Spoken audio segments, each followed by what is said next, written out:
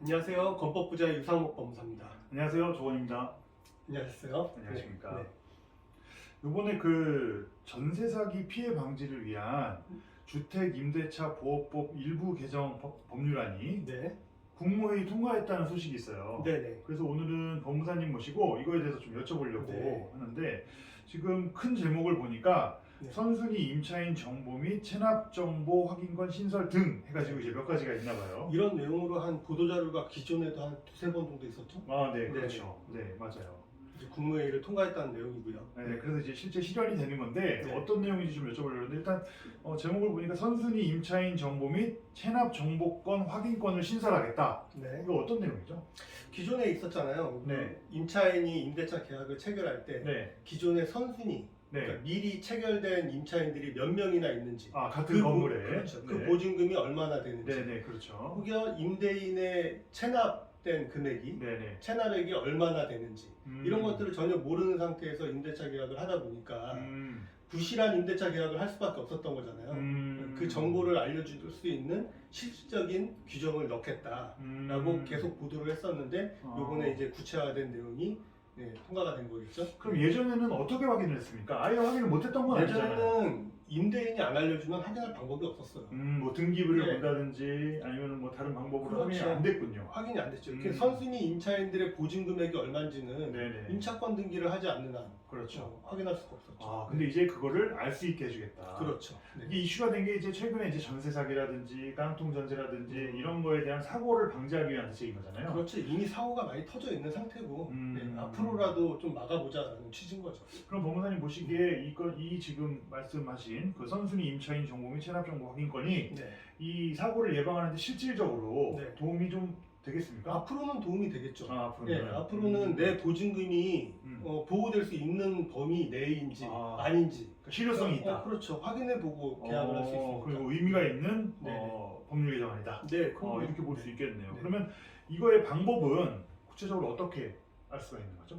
지금 이 안에 내용이 있죠. 네. 그래서 그 우리 법률을 네. 일단은 주택임대차 보호법을 개정해서 네네네. 그 임차인이 계약을 체결할 때 네네. 임대인의 세금 체납 정보나 네네. 선순위 보증금 정보를 미리 알 수 있도록 법률 규정을 놓겠다. 아. 그렇죠?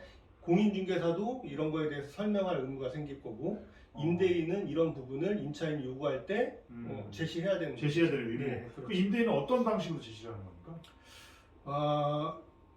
뭐 서류를 발급받겠죠. 서류를 발급받아서. 기존의 서류를 발급받을 거고 그다음에 기존에 있던 어떤 임대차 계약의 내용을 정보로 공개해야 되고. 네. 그러면 그게 어떤 뭐 법정 양식이라기보다는 네. 그 임차인 계약서라든지 네. 뭐 이런 걸 통해서 보여줘서 확인을 시켜주는 네, 의무. 네, 네.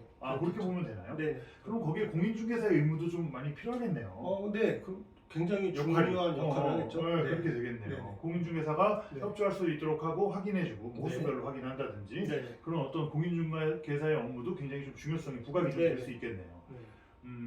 그럼 굉장히 좀 실효성이 있다고 보이네요. 네. 그다음에 두 번째로 보니까 임차권 등기 신속화 방안 마련. 네. 네, 이렇게 돼 있어요. 네. 이건 어떤 내용이죠? 기존의 임차권 등기 명령을 네. 임차권 등기 명령을 언제 하시는지. 그럼 이제 임차인이 그렇죠. 내가 이제 네. 임차를 들어왔다라고 네. 해서 네. 그 임차를 들어왔다 확인을 할 때 네. 이제 그 헷갈리시는 거예요. 네네. 그게 일반인들이 헷갈리시는 어떤 거. 거죠? 그러니까 임차권 설정 등기가 있고요. 네, 그렇죠. 임차권 등기 명령이란 게 있어요. 지금 말씀하시는 제가 거 얘기하는 설정 등기. 설정 등기. 네, 맞아요. 그러니까 네. 임대인과 임차인이 합의하에 네, 맞아요. 등기 서류를 교부해서 임차권을 설정하는 게 선순위를 보장받기 위해서. 그렇죠. 네네. 그건 임차권 설정 등기고 지금 여기서 얘기하는 건 임차권 등기는 네. 임차권 등기 명령이에요. 그러니까 왜냐하면 우리는 일반적으로는 임차권 설정을 굳이 할 필요가 없는 게 네. 우리 주택임대차 보호법에서 네네. 전입신고와 그렇죠. 확정일자를 받으면 맞아요. 우선순위를 보호하면서 맞아요. 임차권 설정 등기를 하지 않아도 효력이 있죠. 우선순위의 효력을 줘요. 맞습니다. 그래서 사람들이 임차권 설정 등기를 안 하죠. 네. 근데 임대차 계약이 다 끝나고 나서 네네. 내가 보증금을 반환받지 못한 상태에서 다른 데 이사를 해야 되거나 전입을 빼야 되는 경우에 그때 하는 게 임차권 등기 명령이에요. 그러니까 보증금을 받아야 되는데 네. 아직 받지를 못했고 그렇죠. 혹시 내가 다른 데로 이사를 가야 되는데 네. 아직도 못 받았어. 네. 그런 경우에 이런 그 임차권 명령 등기다. 그렇죠. 임차권 설정이랑은 등기 다른 거네. 요거는 임대인의 등기 서류, 네네. 그러니까 합의나 이런 것 그렇죠. 협조가 필요 없이 법원의 명령만으로 임차권을 등기하는 거예요. 그럼 주로 이제 보증금을 못 받았을 때 한다는 그 얘기인데 네. 이거를 신속화 방안을 마련하겠다. 네. 이거 뭐 신속화라는 건 빨리 해주겠다는 거 아닙니까? 그렇죠. 결정을 빨리 해주겠다는 거. 기존에는 네. 임차권 등기 명령 신청을 하면 네. 한 2, 3주 정도면 임차권 등기 명령 결정이 나와요. 아. 근데 문제는 그걸 그 부동산 등기부에다가 등기하기 위해서는 네네. 그 결정문이 임대인한테 송달이 돼야 돼요. 아 원래 기본적으로 2, 3주 걸리는데 거기에 또 임대인한테 송달이 돼야 된다. 그렇죠. 송달이 안 되면 송달이 안 되면 송달될 때까지 계속 송달을 시켜요. 그럼 그때까지 계속 안 되는 거야? 그렇죠. 그래서 그럼 한 문제가 번 있네. 송달이 안 될 때마다 송달 음. 절차가 보통 1, 2주가 더 걸리거든요. 그래서 아. 특별 송달하고 특별 송달에도 송달이 안 되면 이제 그때는 발송 송달이라고 해서 법원에서 이제 송달된 걸로 보고 처리를 해주기도 하고 아니면 끝까지 또 송달을 한 번 더 해보라고 얘기를 하기도 해요. 아 그렇구나. 이 기간이 한 달 반에서 2달 걸렸어요.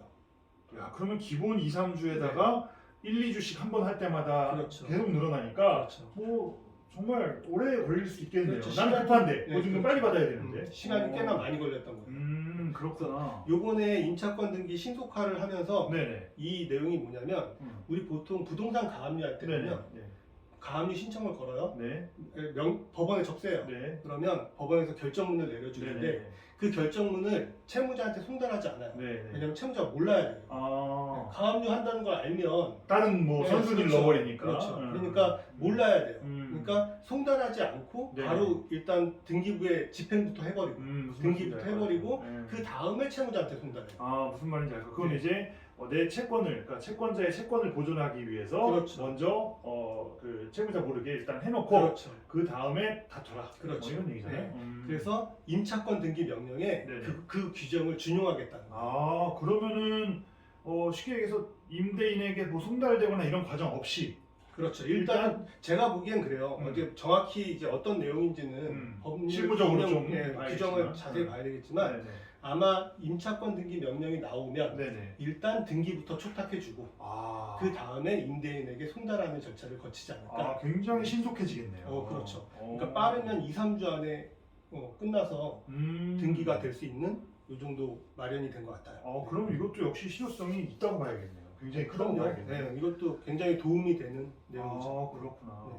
그다음에 마지막으로 그 소액 임차인 범위 확대 및 최우선 변제 금액 상향 부분이 있어요. 네.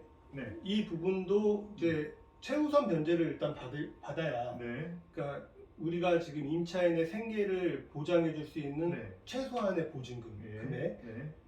그 어느 것보다 우선하는 금액 이 금액을 보장해 주려고 하는데 그 보장 범위를 좀 넓혀주겠다. 네. 그래서 임차인 그 보장되는 범위의 기준을 일괄로 1,500만 원 상향해서 그 범위 기준을 정하고 서울 기준으로 기준이 얼마였죠?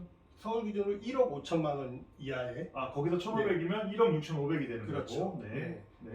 그랬을 때 기존에 5천만 원까지만 보호해 주던 걸 그건 이제 순위에 상관없이 그렇죠. 5천만 원까지는 무조건 보호해주겠다는 그렇죠. 거죠. 네. 그거를 5,500만 원까지 500만 원 인상. 네. 이건 뭐 그렇게 크게 인상되는 건 아닙니다. 그렇죠. 적죠. 그래도 이거는 어떤 우선순위와 관계없이 보장해 주는 거니까. 그렇죠. 그런 의미에서는 좀 의미가 있다고 보고. 네. 쉽게 얘기해서 최우선이니까 다른 채권이 나보다 앞서더라도 네. 최소한 요 정도는 네. 1억 6,500 이하의 전세나 보증금인 경우에는 네. 5,500만 원이라고 하셨나요? 네. 네. 그 금액은 보장을 해주겠다. 그렇죠. 네. 네. 이것도 뭐 의미가 뭐 있네요. 네. 네. 그렇습니다. 그래서 요 세 가지를 살펴봤는데 네. 세 가지 다 이번 개정안이 실무적으로 참 많이 도움이 될 수 있다. 네.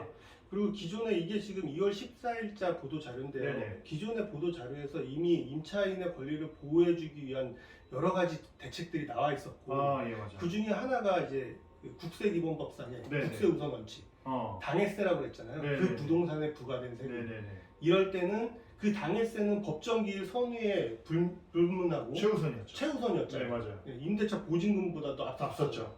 그게 이제 그 이미 법 개정이 끝나 있어요. 끝났어요. 네. 끝나 있어서 당해세 일정 조건을 충족하는 날 네네. 그 당해세가 임대차 보증금 뒤로 가는 이러한 순서대로. 그렇죠. 이러한 법령이 이미 지금 개정이 돼서 아, 예. 시행만 4월 1일부터 2023년 4월 1일부터. 네네네.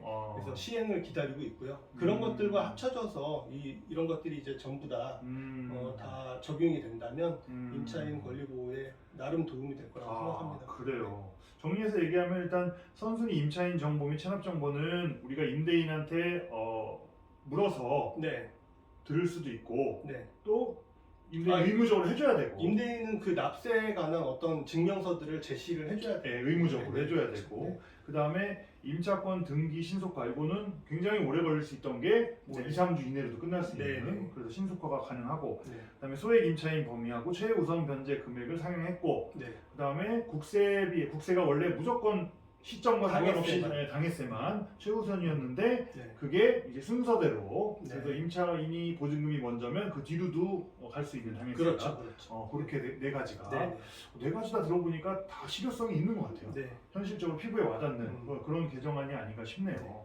오늘 네. 이 복잡한 내용 시원하게 잘 정리해 주셨습니다. 감사합니다. 네, 네. 좋은 정보 아마 시청자님한테도 도움이 되셨을 것 같아요. 네. 네, 감사하고 네. 저희는 또 다음 시간에 좋은 내용으로 찾아뵙도록 네. 하죠. 네, 감사합니다. 감사합니다.